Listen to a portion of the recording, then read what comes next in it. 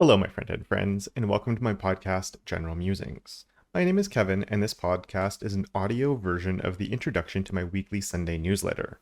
This week, we're going to be talking about a simple trick that I use to help with my work-life balance that primarily can be an issue because I work from home and I use the same space for my work and for my downtime stuff. And sometimes that can make it a little bit tricky to, turn off the work mode from time to time. Before we get to that though, last week I talked about losing motivation and avoiding burnout as I was going through a little bit of a malaise myself.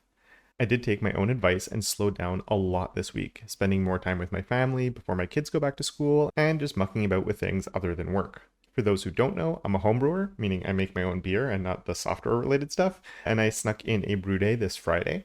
And I've also been into sim racing for about a year now, so I spent a lot more time than normal in my attempt to be a little bit less mediocre at it. Now, one reason I could do those two things is because I do work from home, and that does create a bit of an issue though, because my home office is also my personal space, and that can make it really easy to keep doing small work-related things when it should be downtime, as I'm sure a lot of people who have or continue to work from home know all about. Now, I've come up with a really simple strategy that I try and use for this, and this might seem really silly, but the thing that I find has really helped me out is using virtual desktops.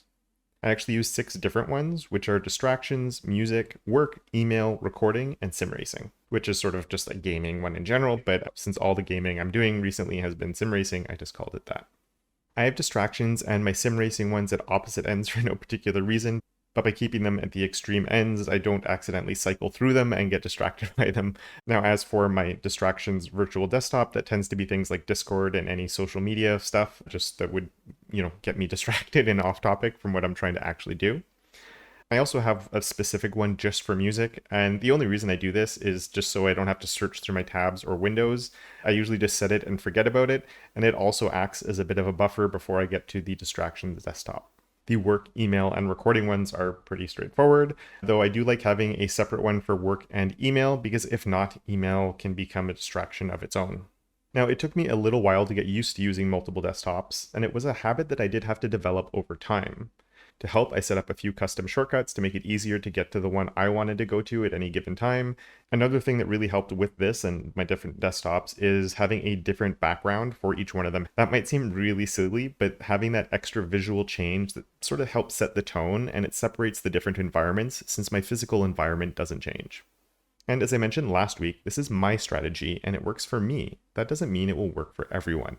Other people will have strategies that work for them, but if you do struggle with separating your work and life sometimes, it's definitely worth trying out different things to help make a clearer separation between the two. Even if it's simple little things like I'm doing, it might help. And that's it for this week. If you'd prefer a written version, the link to my newsletter is in the description, as well as links to all my socials, including my YouTube channel, where I post 3 CSS related videos every week. Thank you so much for listening, and until next time, don't forget to make your corner of the internet just a little bit more awesome.